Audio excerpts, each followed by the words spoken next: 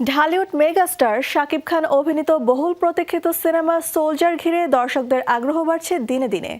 দীর্ঘ অপেক্ষার পর এবার সিনেমাটির কাজ প্রায় শেষ। এরই মাঝে শেষ হয়েছে থাইল্যান্ডের ব্যাংকক অংশের শুটিং, বাকি আছে গানের শুটিং। জানা গেছে সবকিছু পরিকল্পনা অনুযায়ী এগোলে চলতি বছরই প্রেক্ষাগৃহে মুক্তি পাবে সিনেমাটি। গত বছর প্রকাশ পায় সোলজার সিনেমার মোশন পোস্টার। আভাস পাওয়া যায় গল্পের। দুর্নীতি ও সিন্ডিকেটের বিরুদ্ধে একজন সাধারণ মানুষের লড়াইয়ের কাহিনী নিয়েই নির্মিত হচ্ছে সোলজার। সিনেমায় শাকিব খানকে দেখা যাবে ভিন্ন এক লোকে। শাকিবের সঙ্গে অভিনয় করেছেন তানজিন তিশা, আছেন জান্নাতুল ফেরদৌস ঐশী। গুরুত্বপূর্ণ চরিত্রে রয়েছেন তারিক আনাম খান ও তৌকির আহমেদ। অভিনয়ে রয়েছেন আরও অনেকে।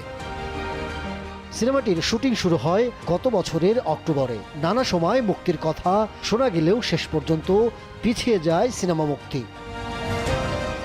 এবার কবে নাগাদ মুক্তি পেতে পারে সিনেমাটি জানালেন সিনেমার অভিনেত্রী তানজিন তিশা। সোলজার নিয়ে definitely I know everyone is like চিন্তা করছে কবে এটা রিলিজ হবে। আমাদের একটু শুটিং বাকি আছে, একটু শুটিং বাকি হলে আই থিঙ্ক আমরা এই বছরে দেখতে পারবো। যতটুকু আমি শুনেছি যে এটা যেহেতু একটা দেশ নিয়ে একটা গল্প, সো ডিসেম্বর মাসে হওয়ার সম্ভাবনা আছে।